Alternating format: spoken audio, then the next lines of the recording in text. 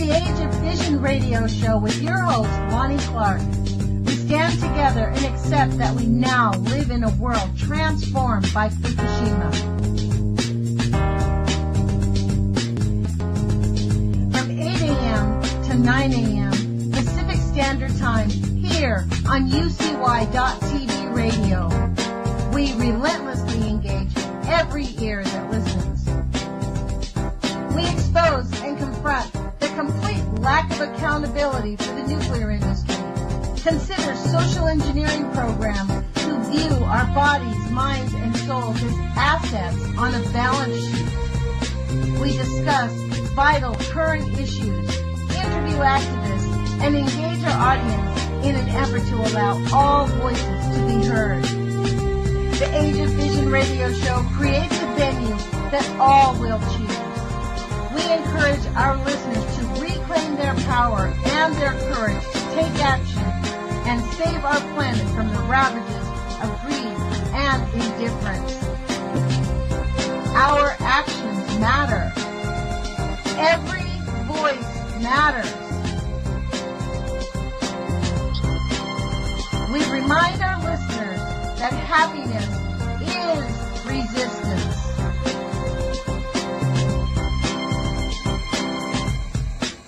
Love is greater than fear.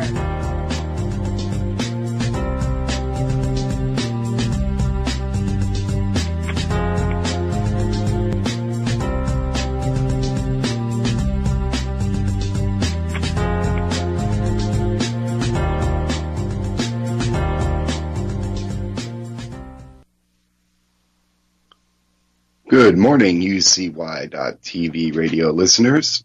My name is Jerome, and I am the Sane Environmentalist, and you are listening to the Age of Fission radio show for April 5th, 2018.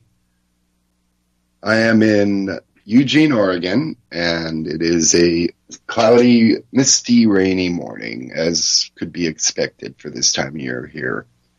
Background radiation at the moment is 0.07 microsieverts per hour. Today I wanted to talk about Rocky Flats a little bit. Rocky Flats, I grew up right downwind from Rocky Flats, and I've done a couple videos recently, and I mentioned that in those videos.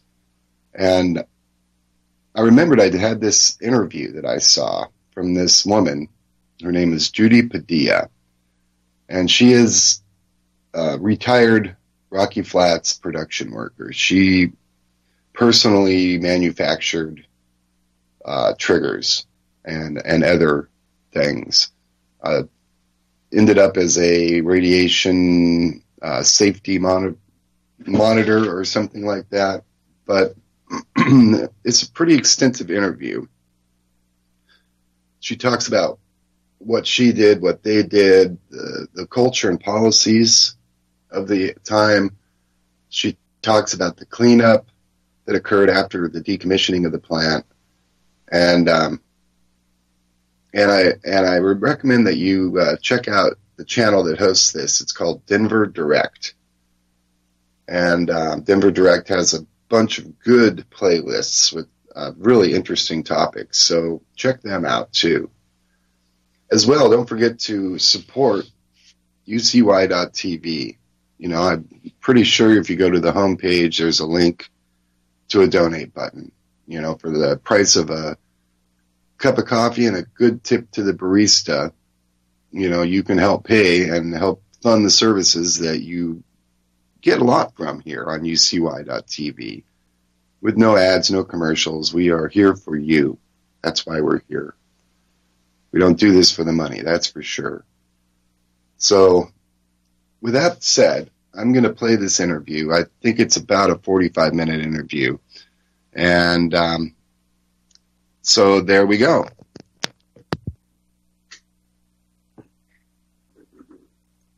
Rocky Flats was the first installation, the first nuclear weapons plant in America to ever be decommissioned and demolished. The first one. I think it was because it's like a testing ground. because if they close down Savannah River or Hanford or Y12, any of the other places, Rocky Flats will be the first. And it was supposed to take 30 years or something. It ended up taking 6 years or something. And 7 years was a big up when they did it. Yeah. It was ridiculous. And it wasn't that. It's because they did it by taking shortcuts and putting the workers at risk by telling them, just shut up and get in there and do it. At one point, they even brought prisoners with ankle bracelets to come out to the site. I saw them with my own eyes in buses with cops with guns to go in there and do menial work. Yeah. But did they tell those people what they were working with? I don't think so. I don't know. I wasn't there, but. Were you there during the fire? The 69 fire, no. But I was there during the 771 fire. I was there in a couple of fires. They had a lot of fires out there. They had one that almost got away from them while I was there. And they had everybody leave the building. Then they got scared because they would have had to report it to the DOE. So they had everybody come back in the building and then leave the building again. Now, how crazy is that? Several of them lost their jobs over that. Well, they didn't really. They just moved them to a different facility. Now, the raids happened in 89. Mm-hmm. And about that time, I was there then. Everything pretty well shut down. Not really. Exactly. What were they doing? Well, they said they were supposed to shut everything down, but they had so much material in process that they had to finish whatever it was to go into the system. What were they processing? Nuclear weapons, bombs, pits. They had that in the line. You bet. So they had to go ahead and finish. They had to finish what was partially completed. They couldn't just leave it in the configuration it was in. They had to complete it. Well, I worked there. I started out there in 1982. And I worked out there until it was closed in 2005. And I started in the foundry where we melted the pucks, the plutonium pucks, in these furnaces. All this work was done in a glove box with 3 mil thick lead-lined gloves. You put your hands and arms in the glove box and your face up against the window, and you worked in a glove box, in an inert atmosphere glove box.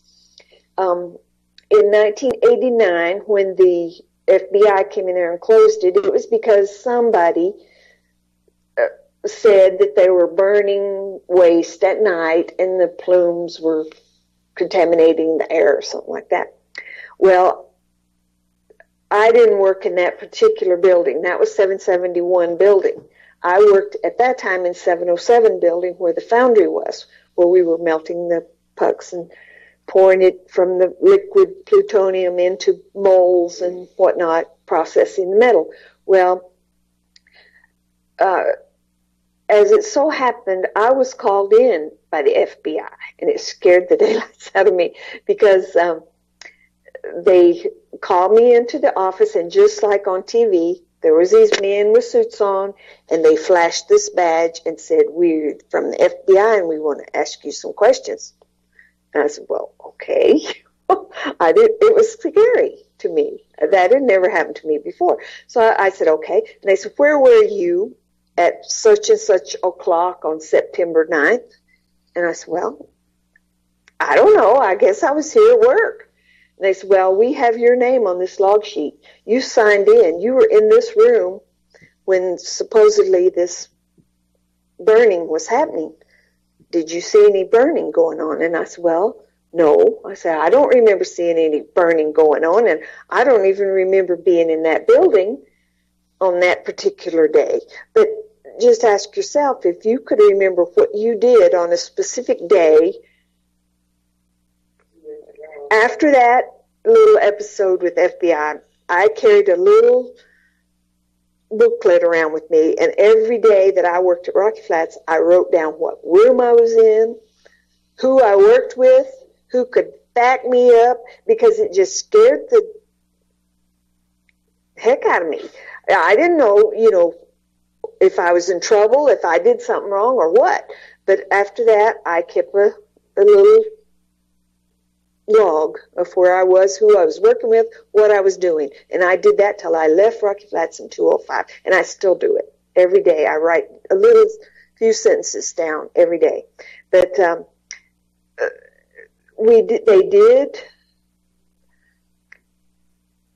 they said that they stopped production, but what we did finish up the stuff that was in the lines, and we still worked on for years after that thing in '89 to get stuff out of the boxes. Where did it go after you got out of the box? You said it process. In process, we didn't just stop everything and pull everything out of the boxes. We went on ahead with the processes we were doing. In the foundry, what we did is we melted metal in these molds. We broke the molds out. We put the ingots in these, what they call bird cages. They were on like a conveyor line, and they went into a vault where they were stored. And we took little pieces off that we sent to the lab to analyze the metallurgy of the ingots that we had poured. From that, they made up, you had to have the metallurgy just right. The plutonium is a funny metal in that when it cools, instead of shrinking like most metals would, it expands. It's also a pyrophoric, where it has to be handled in an inert atmosphere, which is how you work on it, because if it's in oxygen, it burns. That's why it's so many fires out there. And I was involved in a couple of fires out there. One fire was in the, we used to take, after the hemishell, these metal ingots, they would be rolled out, pressed, extruded on this big machine and made into what they call derby hat. Then the edges were trimmed off, and it was machined to a certain classified thickness. It was weighed in a bath. I can't think of the Freon, I think it was. We weighed them in air and then in this liquid solution. Very precise. They were 2 hemishells were made, like half circles. Then they were put together in a ball, and they were placed in these big furnaces to be annealed, where they would be raised to a certain temperature and they would be lowered to certain temperatures. All these temperatures, all this stuff was very classified. You weren't allowed to talk about your job. You weren't allowed to even to talk to your co-workers about what you did. It was all involved in a need-to-know basis. So what you did, your little portion of the job, you may not know what happened to it on down the line, or you may not know what happened to this thing before you got it, but we were told we weren't allowed to speak about anything we did out there. It was all very secret. We were all had to have what they call clearance, which is the highest clearance that a private citizen can hold, someone who's not in the military. We had to have background checks. We had to go through all this stuff where they would thoroughly investigate your background. You were told that you weren't to discuss what you did at Rocky Flats with anybody. When I first went to work out there in the 80s, I didn't even tell my husband what I did out there. I just told him that, I worked out there, and I didn't go into it. I went to a movie in the 80s called Silkwood, right after I started at Rocky Flats, and my husband and I went with another couple. We're sitting in the movie theater, and I went, oh! And he said, what? And I said, what you're looking at is what I do at Rocky Flats, because they had the suits on, they had the barrels, they had the contamination, they had the alphabets to check your hands when you came out of the glove boxes. It was so And it was shocking to me because we were told not to talk about it, and there it was in the movie, exactly what we did. That was at Keir McGee in Oklahoma, another facility, but it was the same process, the same procedure that we did, working in the glove boxes with this plutonium, the oxide in the thing, the way the SAMs went off, the alarms went off, the way people got crapped up. They called it got burned or something like that. We called it crapped up at Rocky Flats when you got contamination on yourself. The way the people were scrubbed, that they dramatized it because it was a movie. A lot of paperwork, I guess. We didn't see them very much in the production areas where I worked. We would see them once in a while back there. But whenever they were coming, they always warned us. They're coming, so don't, have everything. Why would so many of them increase? Why would they hire so many or send so many more? I don't know. I guess they were mapping out their plan of attack. Who knows? We were just grunts. We were just there to handle the stuff. They weren't going to touch it. Oh, heavens no. Let the guinea pigs do it. Which is, I feel, the way we handled the materials. We were behind the double doors. We were behind in the process areas. We were the ones touching the metal, feeling the metal with our chest, our arms inside the box. You could feel the heat of the plutonium through those lead-lined gloves. We were the ones handling the material. They were the ones sending the orders down to tell us what to do. Was that kind of difficult wearing lead-lined gloves? Oh yeah, it's real hard. It's in the beginning when I first started out there. I started in the foundry, and there were very few women. There were only 4 women in the foundry. It was mostly men that worked out there in the production areas. The women all worked in the offices. There were secretaries, there were clerks, or the cafeterias, like the person you talked about. They didn't have very many women. But then starting in the 70s and 80s, they started to hire women out there. They couldn't get enough men who had even high school education or chemistry in the background or physics. And so they started hiring women. But there were very few of them that worked back there. I was one of 4 women in the foundry, and they told me when they hired me, they said, "You're pretty small. We don't know if you can do all this lifting." And I said, "Well, what about him? There was a guy there smaller than me." I said, "If he can do it, I can do it. I weigh more than he does." So I said, "I just want, give me a chance," because like you said, it paid good money. And so I told him, I said, "Give me a chance and let me try it. If I can't do it, you won't have to come and tell me. I'll tell you I can't do it, but I could do it." I watched how they did it. We had to put this plutonium buttons in this crucible. It's called a tantalum crucible. Tantalum was the metal that came from Russia. You put these buttons in this crucible, and you had to lift it into the melt coils of this furnace, and you had to lift it straight up over your head and put it in. Well, I couldn't do it. It was heavy. I forget the kilograms it was now, but you had to lift it up and place it in the melt coils of this furnace. So I worked out with weights until I could, and I watched the other guys, how they did it. A lot of men couldn't do it either.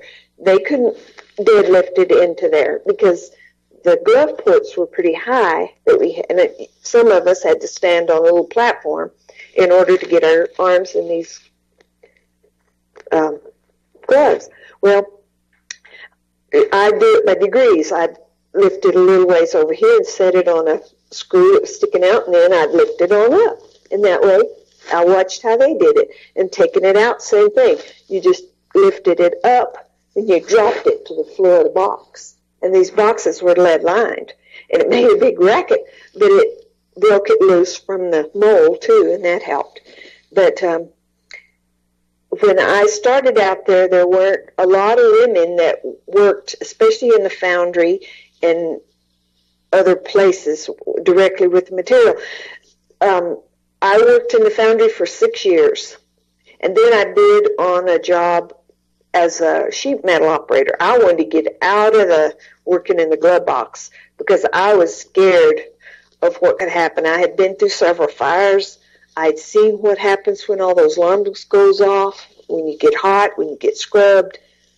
I'd seen what happened to a guy when a filter blew off the end of the box, and he contaminated the whole room. We spent months decontaminating that room before we could get back to work. Well, I bid on a job as a sheet metal technician. There had never been a woman as a sheet metal technician. Well, I got the job because I was qualified. But it was kind of scary because it was like 86 men and me. I was the only woman. And none of them thought I would make it through because it was a 3-year progression apprenticeship. You were apprenticed for 3 years before you became a journeyman sheet metal. The job of the sheet metal technician was we built the glove boxes. We built a lot of the ductwork. That was our job. We did layout, we laid it out, we did fabrication, we fabricated the whole thing. And I thought, well, I'm no dummy. I can do this. If those guys can do it, I can do it. I've had faith in myself. I knew I could do the book learning part of it. It was easy. The hard part for me was learning the tools. I never worked with pliers and clamps and hammers, and I learned them in a book. It showed the tool, showed what it was for, but I didn't know how to hold it. Somebody had to show me how to hold a clamp, I learned to weld. I was a good welder. Welding is a very precise and delicate operation, and as a woman, I had patience to weld. I learned how to do that. I could do that as good as the guys. What I couldn't do, I couldn't lift like they could. I didn't have strength in my hands like they did, and I was scared to death of the big shears. We had these huge 7-ton shears and brakes to break the metal, to bend it in certain conformation. I was scared of it. I wouldn't admit it. I would watch them, see what they did. Some of these, when we were bending like Schedule 40 stainless steel or some metal like that, if you bent it wrong, it could come up and chop your head off. It was dangerous. It was very scary work. But I thought, this kind of danger I can handle. The other kind of danger with that plutonium and the oxides and the radiation, that was much scarier to me. I thought I physically would be safer doing the sheet metal job. So I worked at sheet metal for another 6 years. I went through my apprenticeship. I passed it. I wasn't ahead of my class, no, but I managed to pass. I managed to deal with working with men who didn't want me there, who said, why didn't I leave and let some man who needed the job have it? I said, well, I need a job too. And I stayed. The more they tried to shake me loose, the more I was determined I would finish it, just to show them I could. And I did finish it, and I did become a journeyman sheet metal. Well, then after that was when the raid came.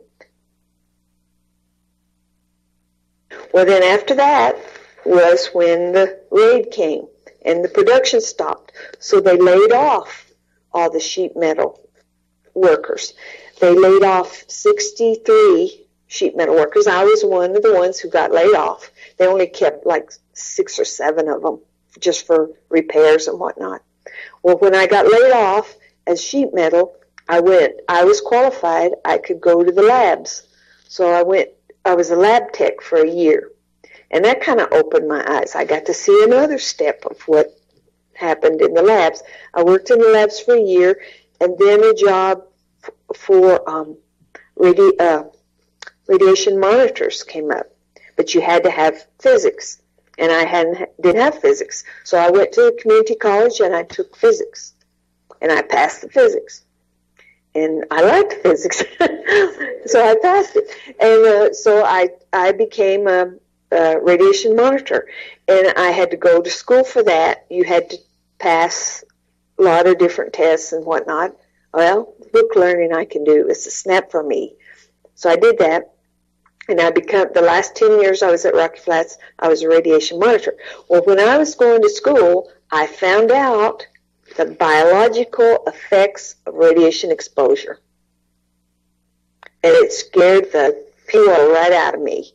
I thought nobody ever told me this, and I'd been out here for 15 years. I never knew this happened.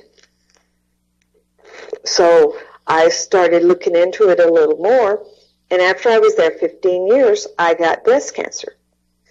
Well, I went in, I had what they call radical mastectomy, which is amputation of your breasts.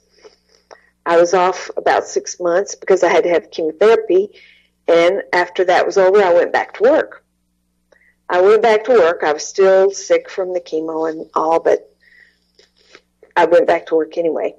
And being a radiation monitor, you have to have, you have to be recertified, and you have to take an oral board where they present a scenario of a accident or something, or a spill or whatever, and you have to show on a blackboard, and you have to tell exactly the procedure you go through when there's a spill or an accident and all this stuff. You have not only a written test, but you have an oral test that you have to pass to stay in your position as a radiation monitor. Well, I managed to do all that, but I still had reservations in my mind. And when we started going through the decommissioning and decontamination and decommissioning of the plant, as a radiation monitor, I had to go in every building on that plant. I had to, part of my job was to make sure people's hands weren't contaminated, that areas weren't contaminated. We had to take surveys. That was just all part of our job. And during that time, I learned what to do and what not to do. You know, you can't hang around a place 20 years and not pick up a lot of stuff. When to wear your respirator, how to put it on, take it off, the equipment that we wore, the protective gear we had, also the equipment that we used, the Geiger counters. They're called Geiger counters. We called them our. We had an we had different ones to do different things, but we had to learn all these instruments, how to calibrate these instruments, how to do a performance test on these instruments every day, the parameters, all this stuff. We had to learn it all, which still, you know, it was complicated in a way, but in another way it was simple. Once you learned it, it was rote.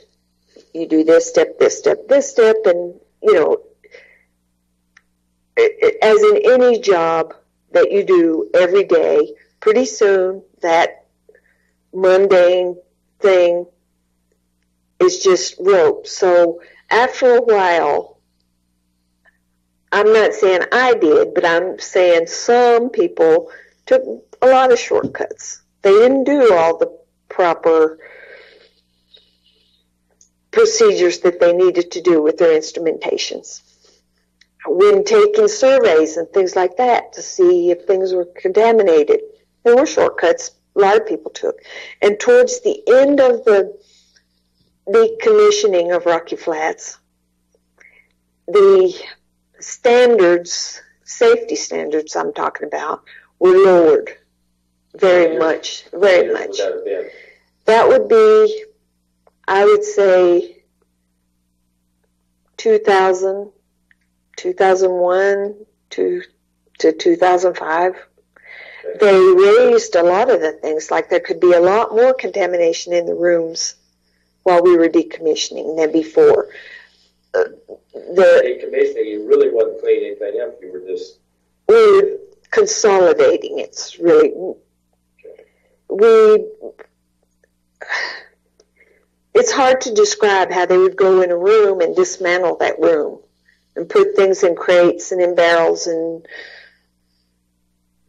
ship it off the plant site.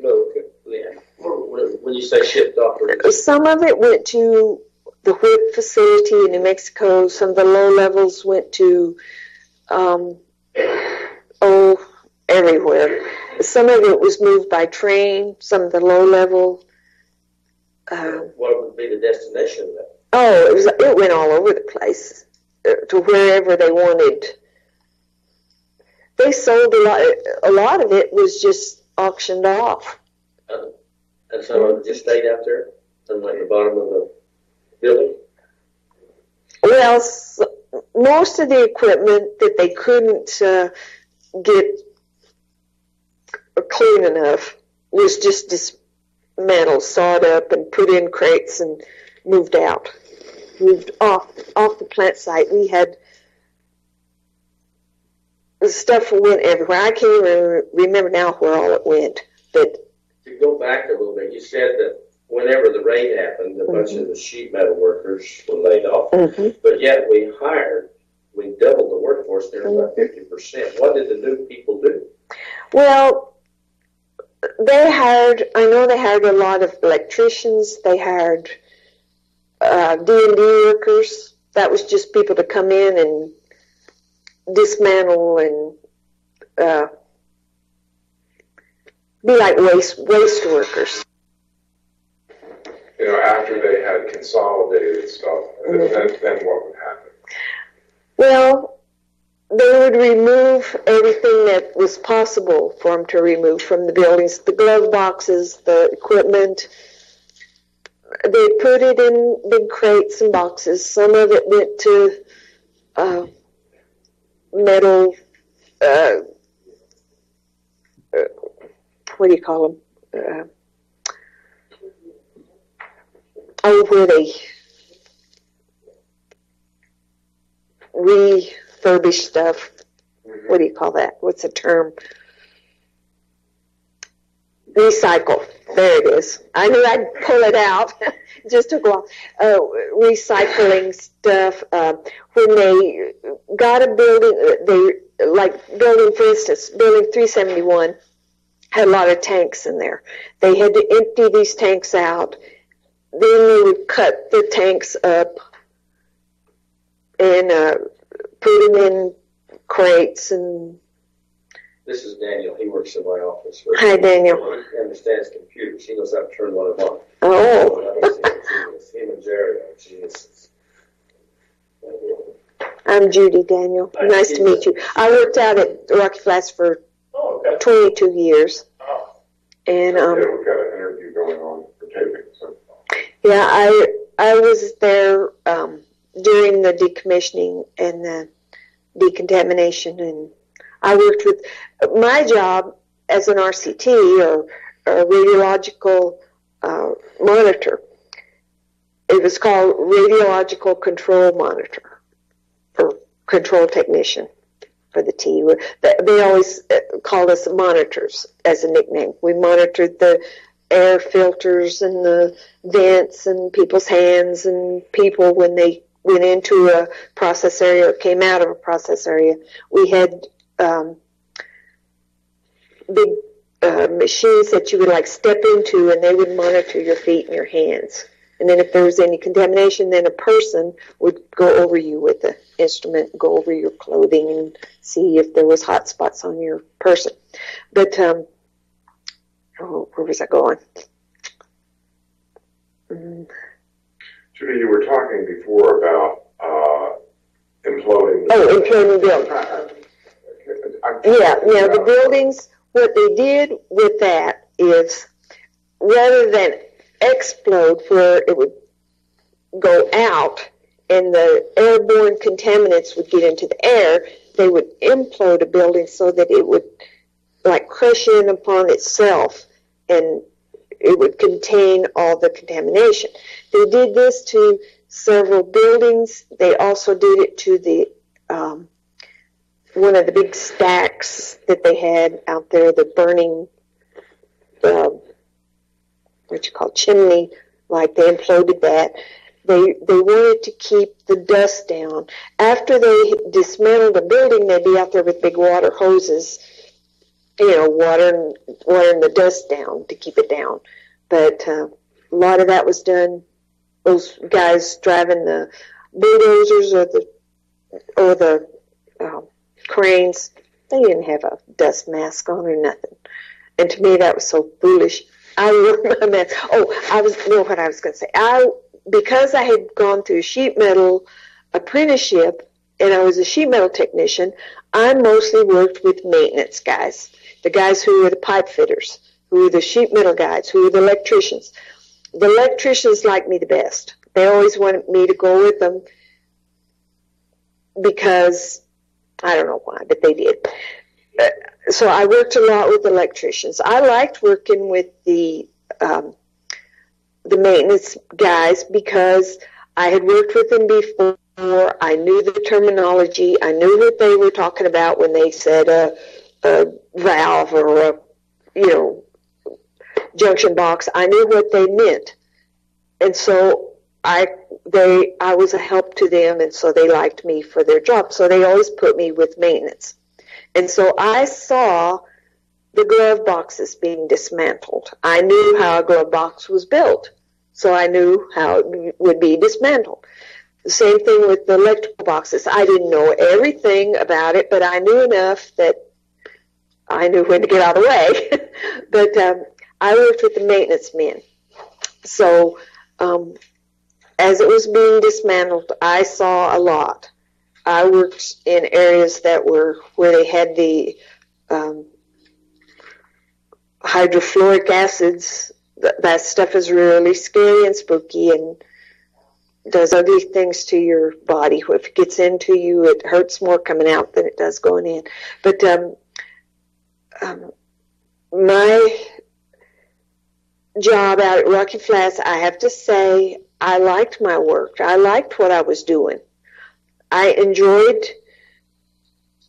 going to work every day. It wasn't so scary to me. I didn't love wearing all that equipment because it was hot, it was uncomfortable, but I felt like I was doing great thing, that my government supported what I did. I was a necessary, but as time has gone by and I have seen how my government has treated the people who worked so hard for the freedom of America, I have become very disillusioned.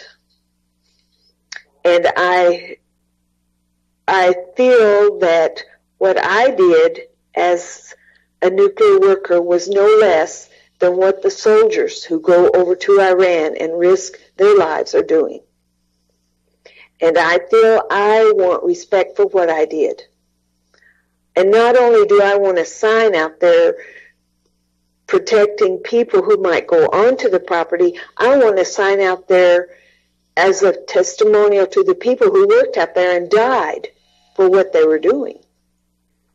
You know, I feel very strongly about it. And 2 years ago, in 2007, when our president was running for office, we had a meeting at a hotel with the board of directors from the EEOI-CPA.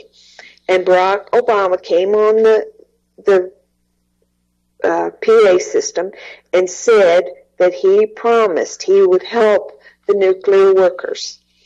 He understood what nuclear workers went through, and he would be on our side. But so far, nothing has come of that, not even changed at all.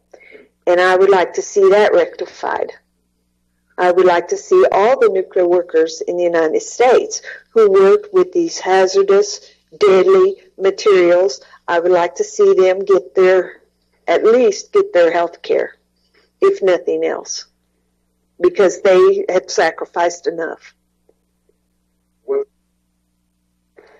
What's your feeling about the cleanup?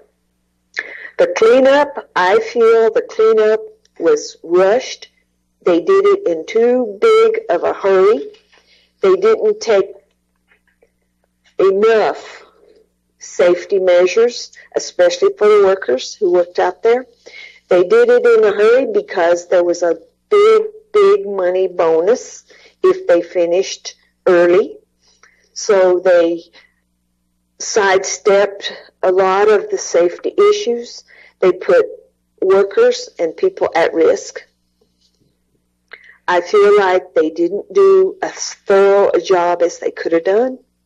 I feel like there's still residual plutonium, americium, polonium, other elements out there. If you took an instrument out there today, you could count out there. I do not feel that is a safe place for people to go taking hikes and taking their kids, letting their kids dig in the dirt. No, I do not feel it's safe. That's my opinion. I'm no scientist, but I wouldn't do it.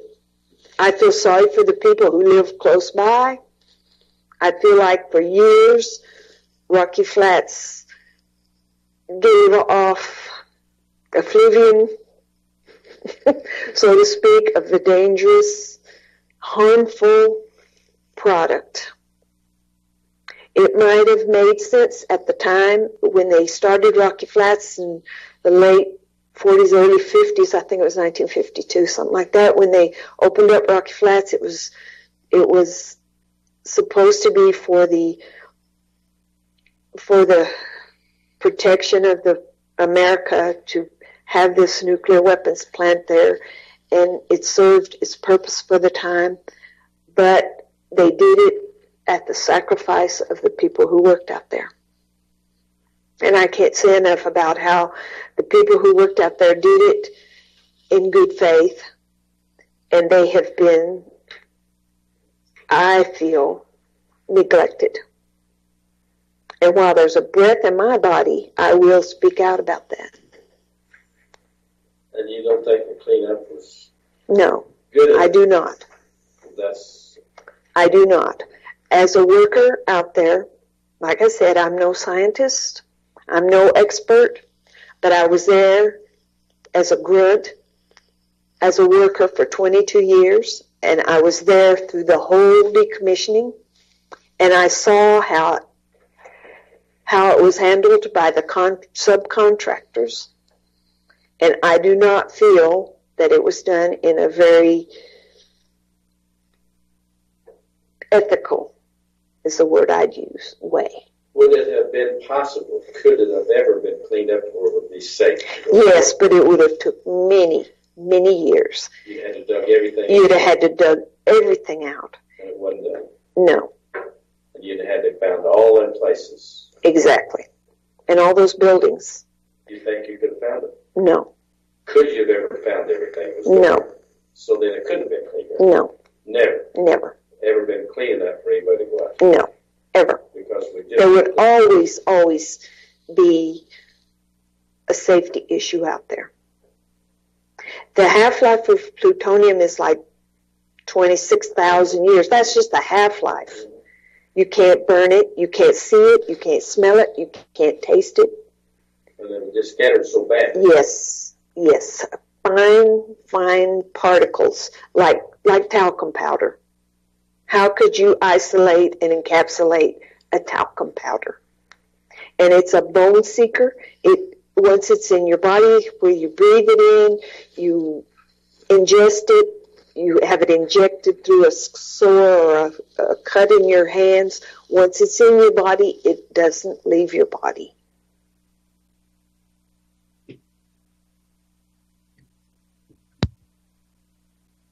So that was Judy Padilla. She is a worker, was a worker at the Rocky Flats nuclear weapons plant for 22 years. She talked about fires in '69, a big one. I never heard about that as a kid, and I was literally at that time 10 miles away from this plant. You know, I actually think that a lot of my early childhood issues that I had hyperactivity, attention deficit disorder, dyslexia, other behavioral issues. And I think that you can attribute a lot of that to maybe getting dosed with radiation, and maybe I have a sensitivity there. Maybe not, I don't know. But at any rate, that was, I'm sorry that the interviewees didn't have microphones. Only the interviewers did not have microphones, but Judy's obviously worked quite well. That is, I'm kind of stunned, to be honest with you. Every time I hear that interview, I'm struck in a couple of different ways. First, the most amazing thing about that person is that she challenged the norms, and she challenged convention, and she went forward and she said, yeah, I can work in a plutonium foundry.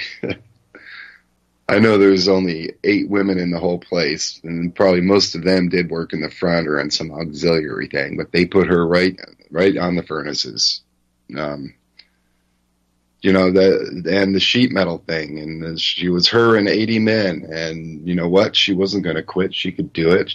She knew it. That's the kind of spirit that in life I think many of us could benefit from. It's an utter knowledge that you can do it if you just put your mind to it. You know, how many different occasions did you say so? Let's say in the foundry, they said I was too small, and so I went and I lifted weights until I got strong enough, and then I did it. What was the other one? When they wanted me to become a radiation monitor, well, I didn't know physics. I had to know physics, so I went to community college and I learned physics. That is an example of doing what you have to do to get the mission done. It's unfortunate that her mission involved the production of plutonium. But that's kind of an inside look, as it were, into what the culture was out there, into what the deal was out there. And yeah, the whole thing was literally because it's a powder. Plutonium oxide is a yellow cake powder, and it is like talcum powder, super, super fine. And like she said, how can you encapsulate that? You can't. You can't control that. If you're dealing with tons of it, a bunch of it's going to get loose. Or that it would take so long to do the process that it would be counterproductive. So that's, and so, yeah, plutonium all over the place. It just hits air, it lights on fire. Wow. She lost both of her breasts after working for 8 years, or what was it, in a glove box, with her breasts literally pressed up against the box with plutonium in it, working with plutonium. And then still went back. I don't quite get that. I still don't get that. How you could work in a place knowing that the radiological things cause breast cancer, get breast cancer, have a mastectomy, and then go back after chemo. Still sick from chemo. Amazing. She is a go-getter for sure. And the cleanup. She talked about the cleanup and how, well, they pretty much got a big bonus for getting it done early, so they just cut corners everywhere. And when this person tells me I wouldn't go out there now, I certainly wouldn't take my kids. But yeah, it's not a place where people should be. I feel sorry for the people living near there. Okay, that means that what she witnessed is total haphazardness in the cleanup process. Basically, it was a scoop it out, check it a quickie, and then bury it again, because they, as she said, the levels they raised when they got to the decommissioning phase. All of a sudden, all the contamination levels were increased to levels above what they were when they were doing production. So they actually got looser with it when they were basically burying the whole thing over with a foot of dirt. and packing it down and planting grass on it or whatever they did. I've never been out there. But I know for a fact that in the Denver metro area, my little Geiger counter, which right now, sitting in the window, is reading 0.09 microsieverts per hour background. It goes from 0.707 to 0.12 here. A point at the beach, when I dug down on the sand, it went as high as 0.16 for a minute. This thing reads 0.4, 0.5 microsieverts per hour in Denver. Okay, if you go 60 miles north to Fort Collins, it's, again, 0.09 to 0.12. So I was shocked when I got to Denver, and it was extremely high levels of radiation. I mean, comparatively speaking. And in my research since then, I've discovered that, the Colorado Plateau, and Denver's right in the middle of it, is one of the most radioactive spots in the nation. So if you're up in the mountains anywhere, with breathing that fresh mountain air, realize that it's not so fresh. There's radiation. You can't smell it. Can't feel it. Can't taste it. But I think you can taste it. I think that at high levels, you get a metallic taste in your mouth. I think that's one of the ways that you could tell. Or burnt electronics smell. But and it makes, I think that when you get an exposure to radiation, it also affects your taste buds, and because people in that I was talking about on yesterday's show, those islanders claim that the fish tasted sour and the coconut milk tasted sour and everything tasted weird right after the blast, and everything was contaminated. So that's it. I don't foresee myself returning to the Colorado Plateau anytime soon. I'm actually safer here, right where the main wave from Fukushima hit, strangely enough. But if you dig down a couple feet, you hit the Fukushima metals are all there. They're just buried now. They're down. And that's the tricky thing about radioisotopes and pollution with them, is that they stick around. They just kind of sink. They're all heavy metals, right? And so they all have a tendency to sink. So like cesium, strontium,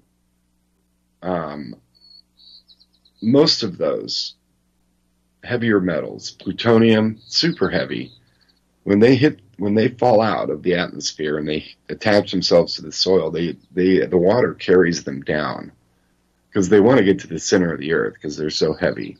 You know how that works. And so it's kind of out, and then so you're up on the surface, and they've got 6 inches of soil over them, and so the alpha and beta are almost nothing now.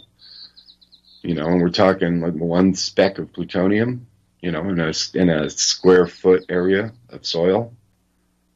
You may or may not get that speck on you or in you, and it may be buried 6 inches deep. You don't know that. So that's what the situation is on the Colorado Plateau. It's pretty on the surface, but buried down below, you have the remnants of World War II and the whole thing. We are all being poisoned. I believe I'm a victim of it. I honestly do. It's the only that and maybe lead from leaded gasoline. And I think that it was my DNA triggered from heavy metal poisoning and caused behavioral issues. And I honestly believe that if you were to investigate most children with attention deficit disorder, hyperactive disorder, dyslexia, you would start to find that there's a commonality where then they are exposed to either some sort of a metallic substance or radioactive substance or just radiation. It affects their neural abilities, and their neurons misfire, and therefore they start sketching out. Because that's basically what hyperactivity is. It's just your neurons misfiring. So, I don't know. Have we created this hyperactivity thing? I think we might have. There's another good direct effect. And I can tell you for sure that most people that are in their childhood diagnosed as hyperactive, attention deficit disorder, have a tendency to get addicted to drugs, number one. Anything to try to balance the imbalance that is occurring in your neurons, A lot of people with this disorder get addicted to amphetamines because that's what they give you as medicine as a kid. I went through a series of addictions in my life, and I don't know, would I have not had that happen if I'd not grown up on the Colorado Plateau, breathing plutonium-contaminated air as well as lead air from gasoline? I don't know. It's hard to tell. So, once again, Denver Direct is who hosted this interview. And Denver Direct, I think they have a website, denverdirect.com, I believe. But their YouTube channel is great. They host a variety of different topics, not only just involving the Colorado Plateau, but national security. First one here is former FBI agent John Lipsby on the Rocky Flats raid. So they got some interesting things, And so, yeah, I'll have to actually check this series out. It looks like it's five parts, this FBI guy. So go to youtube.com and look for Denver Direct. And you'll find these people, and they have an interesting number of different things. So it's 8:57. I guess it's time for shouts out. I'd like to give shouts out first and foremost to UCY.TV, also our local public radio station, which I believe will simulcast this later today. As well, I'd like to thank Lonnie Clark for all she's done and for her partnership and companionship in this process of battle that we are currently involved in. Her and I are basically starting to become the dynamic duo of environmentalism. We're gonna give them a 1-2 punch right back in the nose. That's for sure. But yeah, so I guess next week we're going to talk about Japan, and then we're going to talk about the United States. And I may actually have a look at Eastern Europe, because Eastern Europe as well is a super radioactive area. And the Bikini Islands. I want to look at that. I haven't had a chance to look at that. I haven't even got it in my head to Google Earth that spot yet. But I need to check that out. I need to check out this dome and what's under it and why it's cracking and what that means, because there is something there. So that's what we can look forward to. As well, wish me luck in finding employment and getting a job, because I am broke. My name is Jerome, and I am the Sane Environmentalist, and I hope everybody has a great day. Thank you so much for tuning in today.